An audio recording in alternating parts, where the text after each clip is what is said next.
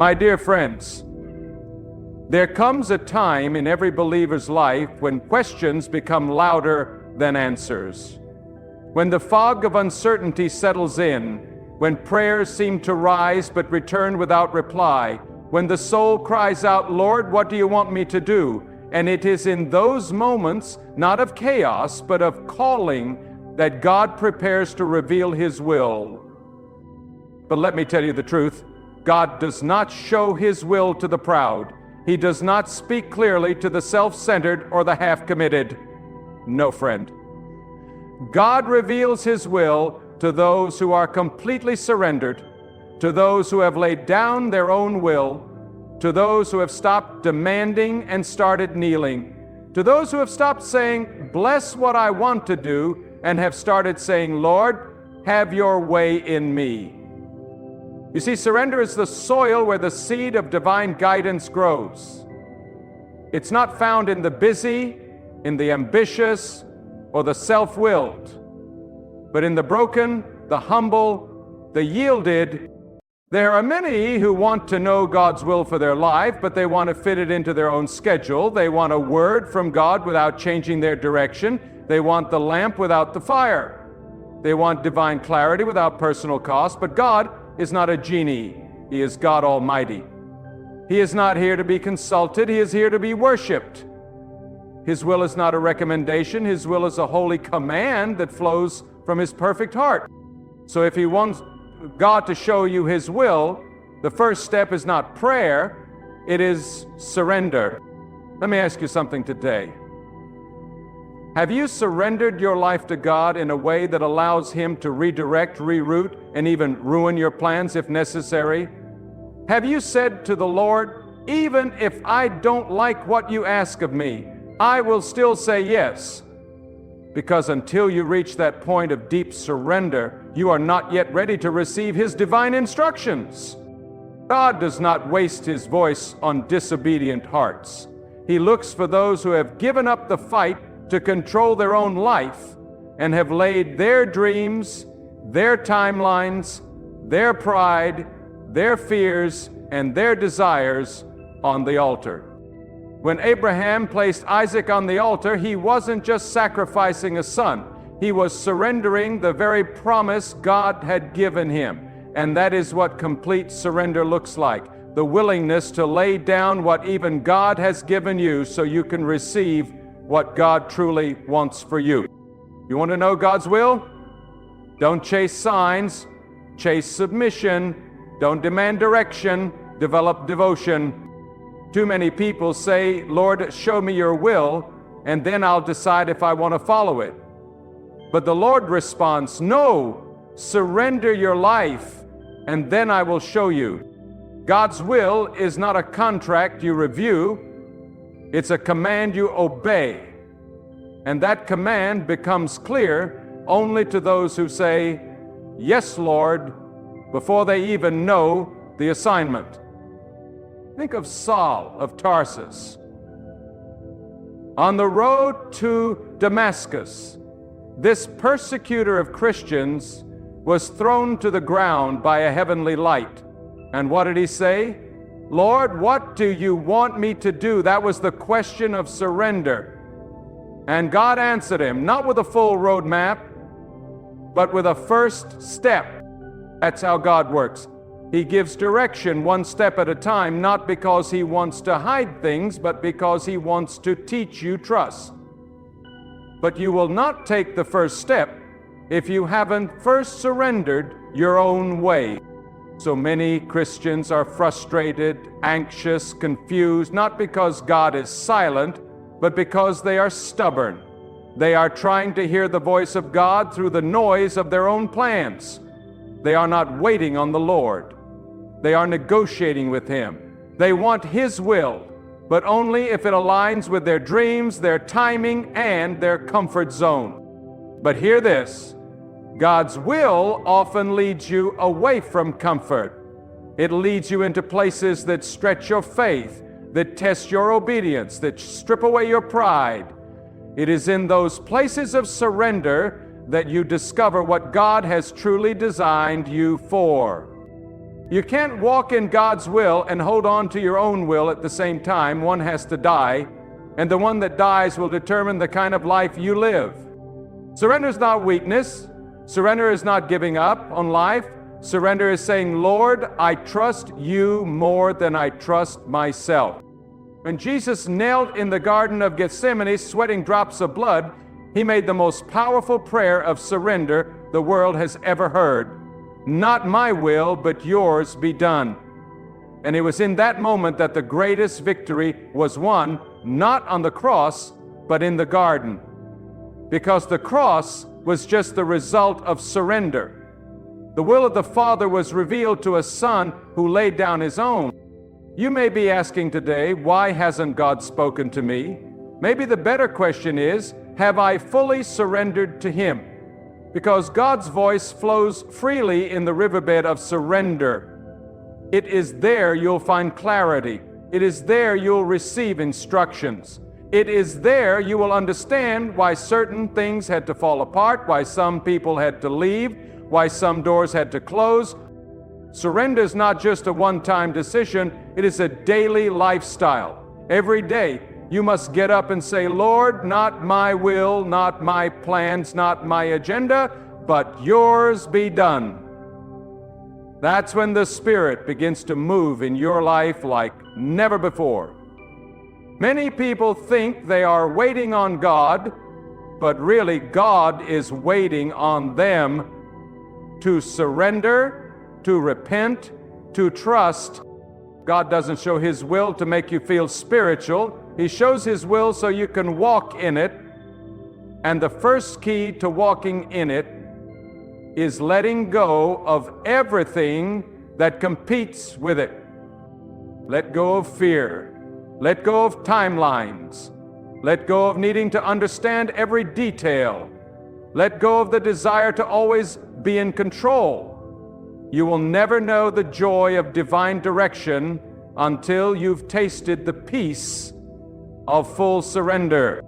Some of you are praying, Lord, show me if I should take that job, move to that city, marry that person, step into that ministry. But what if the Lord is saying, first, show me if I truly have all of you? Before God reveals his will to you, he wants to do a work in you. It's not about the next decision, it's about the next dimension. Surrender doesn't just unlock answers, it unlocks transformation. Because God is more interested in who you are becoming than where you are going. So, I urge you today, stop striving, stop resisting, stop clinging to what is fading.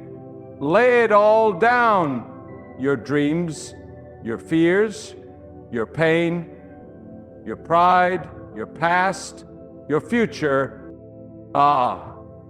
Say to the Lord, here I am yours. Use me, break me, lead me. I don't need to know where I'm going as long as I know you are leading. That is the posture that heaven responds to. That is the moment when the heavens part, when clarity comes, when direction flows like a river, when peace replaces panic. And when God sees a surrendered heart, he does not hesitate. He begins to guide. He begins to orchestrate. He begins to illuminate your steps. He may not show you the whole path, but he will always show you the next step. He may not give you every answer, but he will give you the grace to keep going. And as you walk in surrender, you will walk in revelation, because God reveals his will to those who are willing to lay down theirs. So today, if you are searching for direction, stop looking around and start looking up. Get low before God. Lay your life before him, not as a negotiation, but as an offering. And in due time, the Lord will speak. The Lord will guide. The Lord will whisper into your spirit what no man could ever tell you. So many today lived restless lives not because God has abandoned them, but because they have not fully yielded to Him. They seek clarity without commitment, revelation without repentance, direction without devotion. But hear this with all the urgency of eternity: God does not pour His will into divided vessels. He is not a God of confusion, He is a God of covenant. And a covenant demands all of you, not some of you, not just Sunday morning you, all of you. The part people see and the parts you've hidden, the strong parts and the broken ones, the joyful and the ashamed, all of it. A fool? You say you want to know God's plan, but would you still want it if it cost you comfort? Would you still want it if it meant you had to let go of people you love? Would you still want it if it stripped you of your platform, your pride, your possessions? Because God's will is not about fitting into the life you designed. It is about stepping into the life He designed. Before the foundation of the world, when He knit you together in secret, when He wrote every one of your days in His book, before one of them came to be. Some of you are holding on to your version of life with such a tight grip that God cannot place His will into your hands. You're full of ambition, but empty of peace. You're surrounded by people, but alone in your soul. You're busy with goals, but bankrupt in your spirit. Because you have not yet said, God, take it all. Take my ambition, take my goals, take my understanding, take my desire to be seen, take my desire to be in control, take my fears, take my future. And when you finally say those words and mean them, that's when things begin to shift. That's when God begins to move pieces in the invisible realm that no man can stop. That's when the peace that passes all understanding floods into your heart like a river. That's when the voice of the Lord becomes louder than the noise of the world. That's when direction becomes a daily experience, not because you know everything, but because you know the one who does. Yep, people think the will of God is some distant mystery, some clouded fog, some unreachable destination, but it is not. It is right where you are, waiting to be revealed the moment you let go of your will. Because the more of you that dies, the more of Him can live in you. And when He lives in you, you no longer need to beg for clarity. You just walk in communion. You no longer chase signs. You carry His Spirit. You no longer ask, what if this goes wrong? Because you know that the God who rules the galaxies has ordered your steps. That's what it means to live surrendered. That's what it means to walk in divine will. It's not a map. It's not a checklist. It's not a perfect plan where nothing ever goes wrong. It's a relationship with the Almighty where even in the fire, even in the storm, even in the delay, even in the silence, you trust Him. You trust Him when you can't trace Him. You trust Him when you feel abandoned. You trust Him when everything familiar is taken away, because your faith is not in outcomes, it's in the one who holds all outcomes in His hand. You want to hear from God?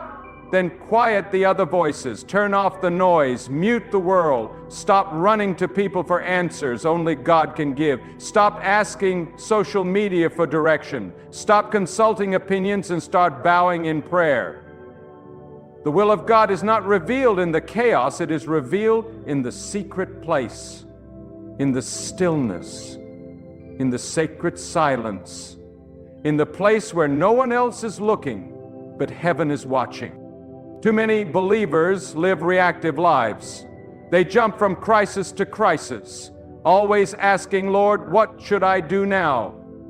But those who walk in surrender live proactive lives, because they've already said yes to whatever God has planned.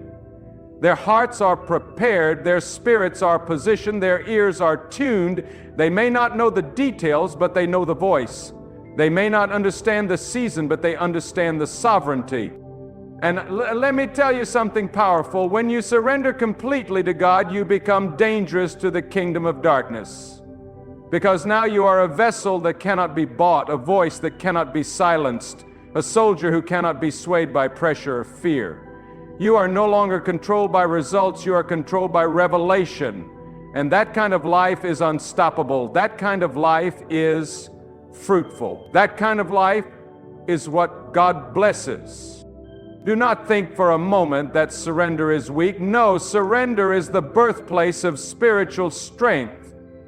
It is where you trade your weakness for His might. It is where you lay down your sword and pick up His armor. It is where you finally realize that you were never meant to carry the weight of your own destiny.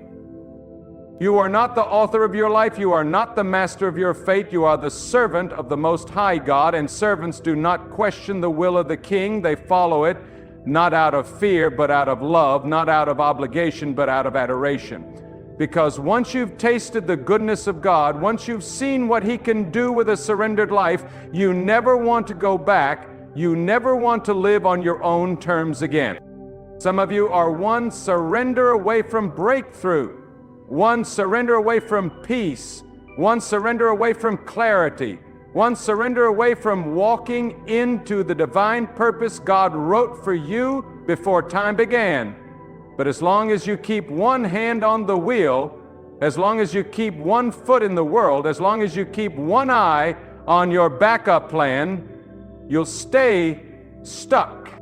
God will not bless your plan, He will bless His. And the only way to step into His is to step out of yours. You've got to die to your timeline. You've got to die to your image. You've got to die to the need to be understood by everyone. You've got to die to the lie that you can figure this out on your own. And when you do, when you finally say, God, I trust you, even if it doesn't make sense, even if it costs me everything, even if it hurts, I trust you, that's when the heavens open. That's when purpose floods in like sunlight through the clouds.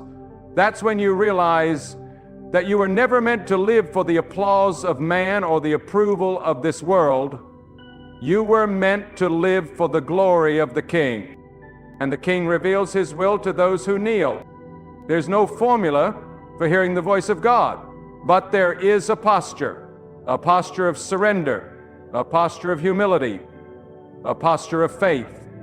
And when your heart is in that posture, God will speak, maybe not through thunder, maybe not through lightning, maybe not through dreams or visions, maybe not through dramatic moments, but He will speak through the Word, through the Spirit, through the quiet conviction, through the gentle whisper in your soul that says, this is the way, walk in it.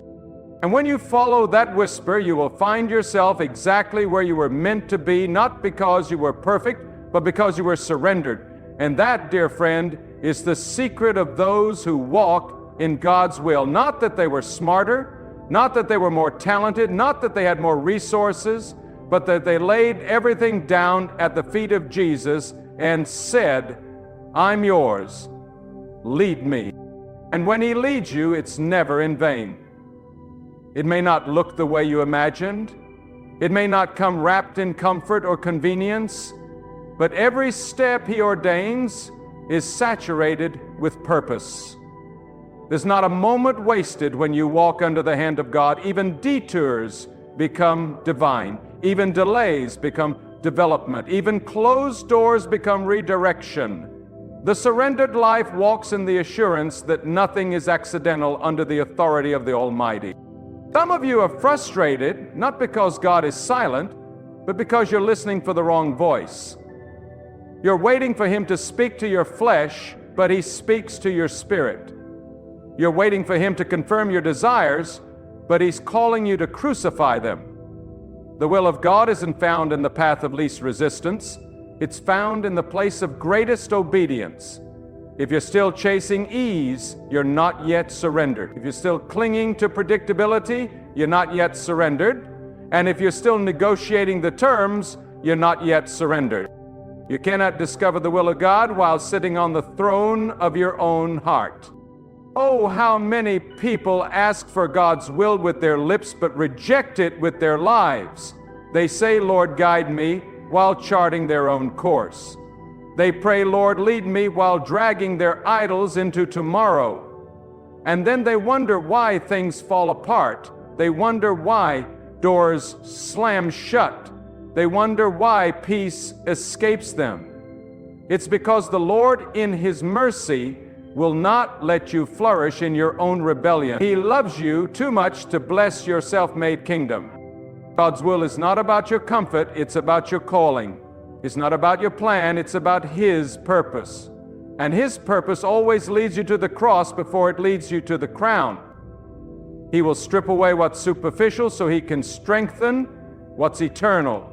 He will remove the distraction so He can reveal the divine. He will confront the imposter self so that the true you, called, chosen, redeemed, can rise up and walk in destiny. We said we want to be used by God. But being used means being broken first. It means being poured out. It means being refined by fire and tested in secret. It means being misunderstood, overlooked, even rejected. Because God is not interested in popularity, He is interested in purity, and He will not entrust divine assignments to those who refuse divine alignment. You ask God, what's your will for my life? But maybe the better question is, God, what is your will, and how can I align my life with it? That's the posture of surrender. That's the posture that unlocks supernatural clarity. Because when you stop treating God like a consultant and start treating Him like King, you don't just get answers, you get transformation. Some of you are in a place right now where nothing makes sense. The dreams are fading, the doors are closing, the people are walking away, and you're wondering, God, what are you doing? But hear me, confusion does not mean God is absent. Often it means He is shifting, He is rearranging the furniture of your life to prepare you for what He has already ordained. And sometimes the dismantling of your plan is the very evidence of God's presence. The enemy wants you to believe that the silence means God is gone, but God is not gone. He's getting you ready. Ready for the weight of His will. Ready for the glory you don't see coming. Ready for the responsibility of favor. Because favor isn't fun and games. Favor is stewardship. Favor requires pruning. Favor demands character. And until God sees that you're ready to carry the weight of His plan without crushing under pride, He will keep you hidden. And don't despise the hidden seasons. Don't curse the quiet places. That's where roots grow deep. That's where character is forged. That's where the noise of ego dies and the whisper of heaven becomes clear. That's where you stop performing and start becoming. That's where you stop hustling and start hearing. Some of you are in the hallway between where you were and where God is taking you, and you're tempted to run back to what's familiar, but the hallway is holy. It's the in-between that God uses to shape the vessel. Stay in the process. Don't abort the mission because it's uncomfortable. Don't sabotage your future because the present feels uncertain. Your God is not confused. His plan is still intact. His hand is still on you. You say, but I don't feel anything. Since when did faith depend on feelings? The will of God is not discovered by goosebumps or emotional highs. It's discovered through persistence in prayer, obedience in action, and trust in the valley. Some of the most pivotal moments of divine direction come not when you're full of faith, but when you're clinging to it by a thread.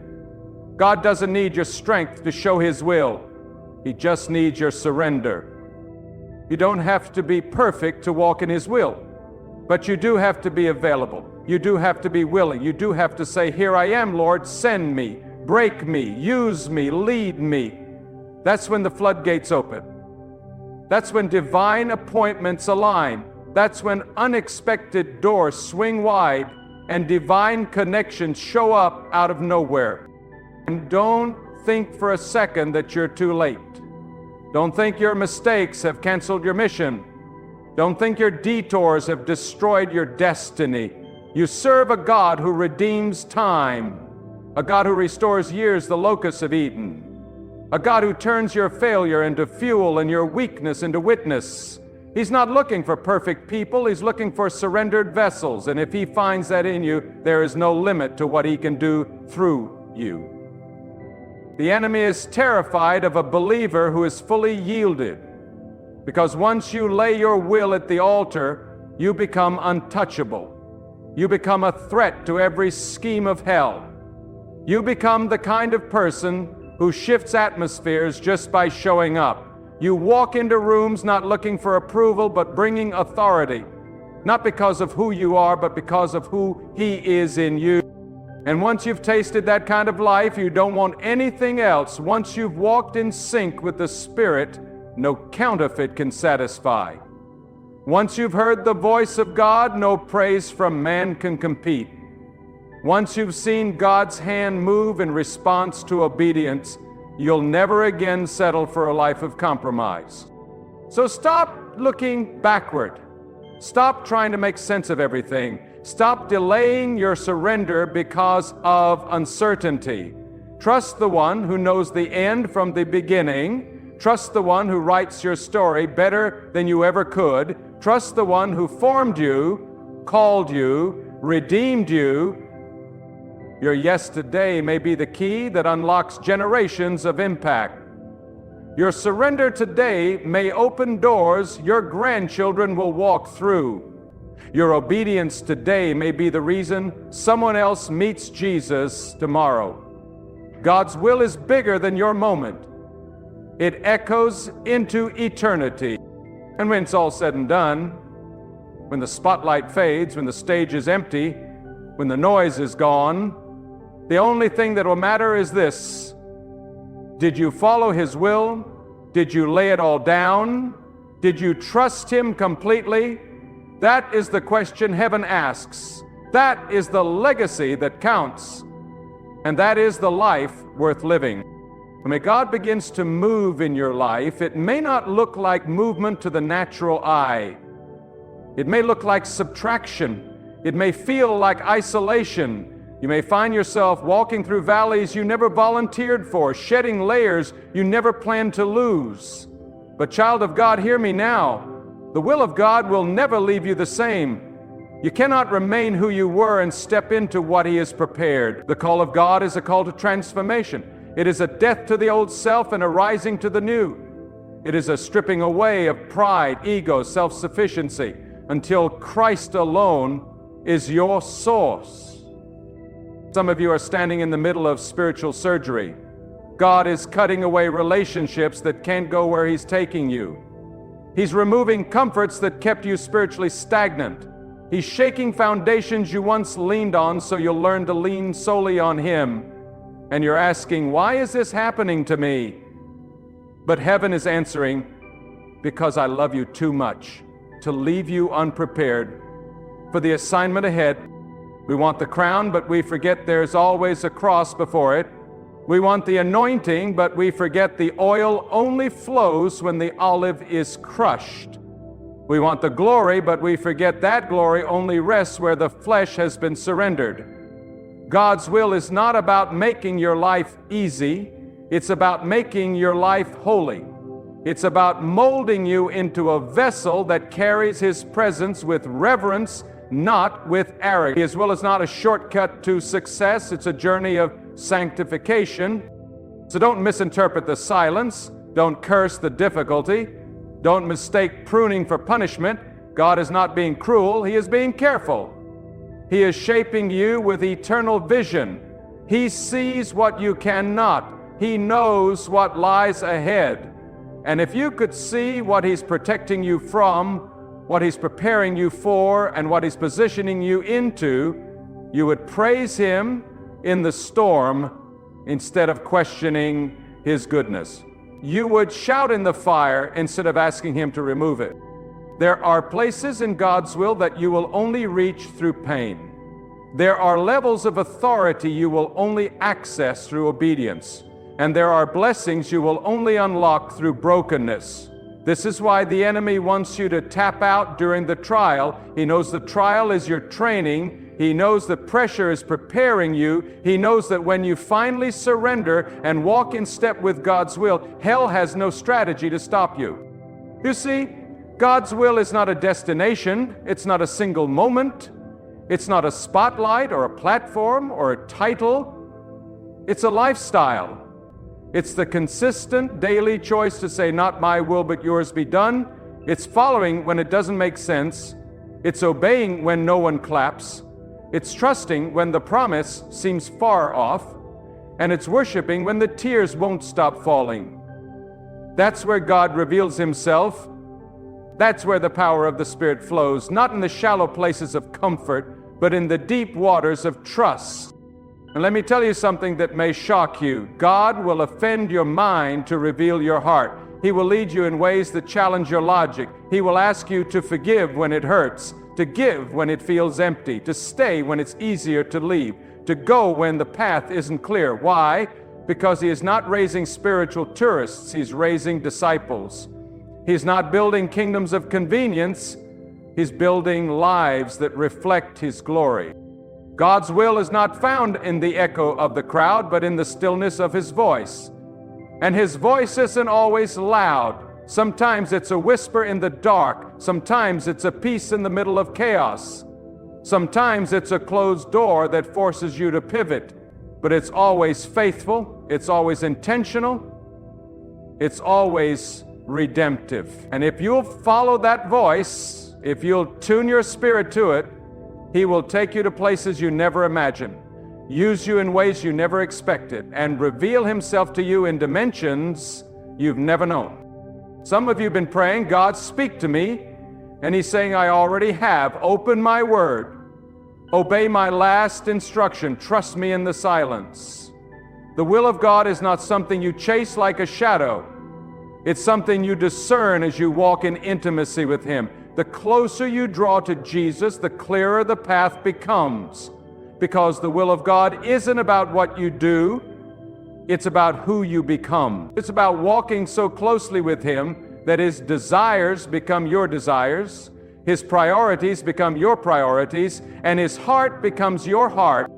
Oh, how many have missed the will of God because they were too busy asking for signs and ignoring Scripture, too busy chasing destiny and neglecting discipline, too focused on external confirmations and not enough on internal conviction. God's will doesn't always come with flashing lights. It often comes with quiet nudges, consistent peace, and divine discomfort when you try to go your own way.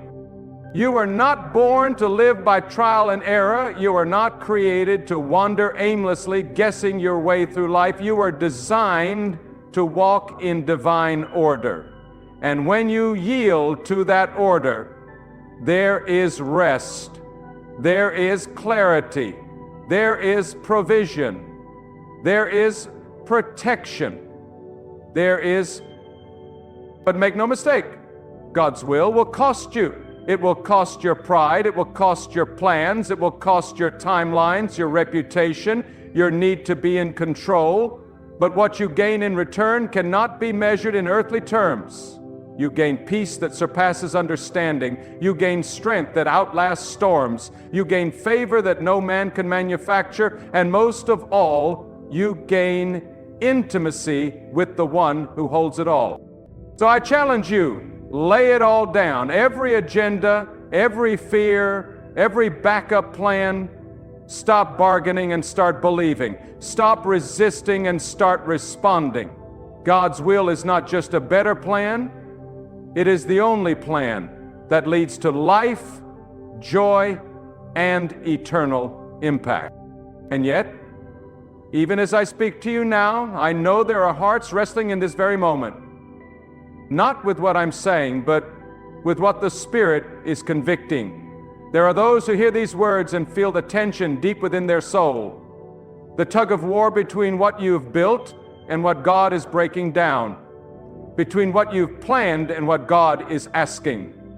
And I want to say to you with fire in my bones, stop resisting the hand of the Lord. For every time you fight His will, you delay the blessing that was already on its way. You don't need more signs, more confirmations, or more opinions from people who cannot see what God has revealed to you in private. What you need is courage, holy courage. Not the courage of men, but the courage born from time in the presence of the Almighty. That's what sets you apart. That's what strengthens your spine when the world tries to bend you. That's what silences the doubts when the voices get loud. It's not about being fearless. It's about fearing God more than you fear man. Too many of us are standing at the edge of the Jordan, still asking God to part the waters before we move, while God is waiting for our feet to step in first. Faith is not waiting until the way is clear. Faith is stepping when the way isn't clear and trusting that God will make a way where there is no way. That's the path of obedience. That's the path of surrender. That's the narrow road that leads to the fullness of His will. And let me speak this plainly. You will not always be applauded for following God's will. In fact, the moment you begin to obey Him without compromise, you may start losing people who only loved the version of you that catered to their comfort. You may find yourself misunderstood, ridiculed, pushed aside. But child of God, hear this. Obedience is not for the crowd, it's for the King. You don't need permission from people when you already have direction from heaven. God's will doesn't bow to popularity. It doesn't bend to culture. It doesn't wait for consensus. When He speaks, the only correct response is, "Yes, Lord." Even when it's inconvenient, even when it's uncomfortable, even when it doesn't come with a map. Because the safest place on earth is not in a padded bank account, not in a comfortable routine, not in a prestigious title, but in the center of God's will. And if you've ever tasted that place, if you've ever walked in divine alignment where your spirit is at rest and your steps are ordered, you know there's nothing that compares. You could be in a desert and still overflow with joy. You could have nothing in the bank and still feel rich in peace because God doesn't bless based on your surrender. The reason some of you feel like you're stuck is not because God has forgotten you, it's because you're still trying to drag your will into His. You're still negotiating with heaven while holding tight to the idols of control, comfort, and convenience. But God is too holy to bless your rebellion. He is too loving to endorse your compromise. And He is too faithful to let you settle for anything less than His perfect will. You say, but it's hard. Yes, it's hard. But hardness doesn't mean absence. In fact, some of the clearest evidence of God's presence is not the ease of the journey, but the strength He gives you to keep going when everything in you wants to quit. The will of God will demand everything, but it will give you more than you ever imagined. It will cost you, but it will crown you. It will break you, but it will also build you. Some of you need to stop praying for a new word and start obeying the last word. God is not obligated to give you step 2 if you've ignored step 1. He won't speak just to satisfy your curiosity. He speaks to mobilize your obedience. You don't get to see the whole picture, because faith means trusting the artist while he paints with strokes that don't make sense to you. The will of God is not always understood in the moment, but is always vindicated in the end. When Joseph was thrown into a pit, lied about in Potiphar's house, and forgotten in prison, the will of God still held him. When Moses was sent back to the land he fled with nothing but a staff and a stutter, the will of God still guided him. When Esther stood trembling before a king who could kill her for speaking, the will of God still empowered her. And when Jesus knelt in Gethsemane, sweating blood, crying out, "Not my will, but yours be done," the will of God still triumphed over death itself. So what excuse do you have? What fear is too big for the God who splits seas? What anxiety is too complex for the one who counts the hairs on your head? What enemy is too strong for the one who already crushed the serpent's head? There is nothing, I say again, nothing that can stop a surrendered vessel in the hands of a sovereign God. You think you're too weak? Good. His strength is made perfect in weakness. You think you're too broken? Good. A broken spirit and a contrite heart God will not despise. You think you've failed too many times? His mercies are new every morning. What matters is not where you've been, it's what you're willing to surrender right now. Heaven is not looking for perfect vessels, it's looking for available ones. Stop living for what you think you've missed and start living for what God can still do. His will is not limited by your past, it is activated by your obedience in the present. And the moment you say yes, not a halfway yes, not a conditional yes, but a full-throated, spirit-filled, tear-stained yes, that is the moment heaven begins to move. That is the moment things begin to shift. That is the moment destiny begins to align. Don't you dare settle for a version of life that lacks the fire of His presence. Don't you dare let fear rob you of the favor that comes with obedience. Don't you dare waste another year circling the same mountain when God is calling you into the promised land. This is your moment. This is your call to rise, to believe again, to obey again, to say, Lord, not my dreams, not my plans, not my desires, but your will be done. And as surely as He is God, He will show you His will, but not just to inform you. He will show you His will to transform you, to mature you, to mark you, to set you apart for something that goes beyond comfort and enters the territory of calling. You were not created to simply exist. You were made to walk in the fire of His presence and carry the weight of His glory. Will you respond? Will you trust Him when the path makes no sense? Will you lay down what's familiar for what's eternal? Because His will is not just what He does for you, it's what He does in you, and what He does through you, and what He does despite you. That is the power of surrender. That is the power of obedience. That is the power of saying yes to the one who already knows the end from the beginning. And He is waiting for the moment when your heart says, I'm ready. Because when you say, I'm ready, heaven takes notice. The angels lean in. The demons tremble. The very atmosphere around your life begins to shift. You may not see it with your eyes yet, but something stirs in the unseen realm. For every act of obedience unlocks a chain reaction in the spirit, and the will of God, once just a whisper in your soul, begins to roar like a mighty rushing wind, guiding your feet where your heart once feared to go. You see, the will of God is not for the faint-hearted. It is not a path for those who want to play it safe or live in the shallow end of faith. No, the will of God will call you to the deep. It will call you to waters that will rise above your head, not to drown you, but to teach you how to walk by faith, not by sight. To teach you to depend on the voice of the shepherd rather than the opinions of the crowd. To teach you that real power is not in controlling outcomes, but in trusting the one who controls the universe. And I feel compelled to tell someone this. Obedience will always look foolish to those who don't hear what you hear. When Noah built the ark, they mocked him. When Abraham left everything familiar to follow a voice, they questioned him. When David stood before a giant with a sling, they laughed at him.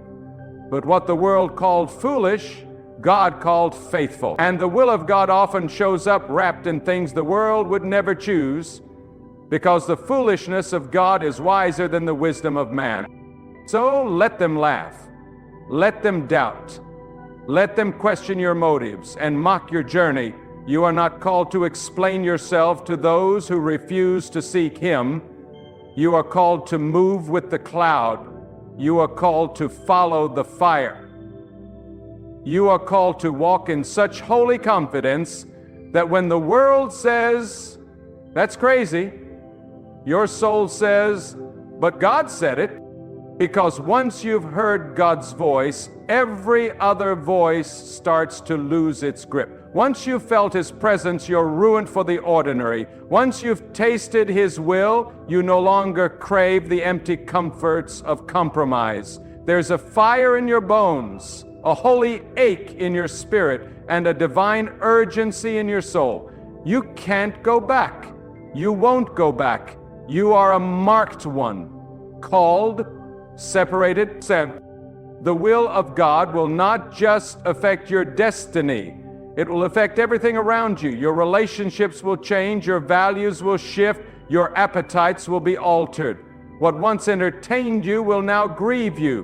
What once distracted you will now disgust you. You will find yourself drawn to things eternal and repelled by things temporary. That is the mark of someone who has truly surrendered.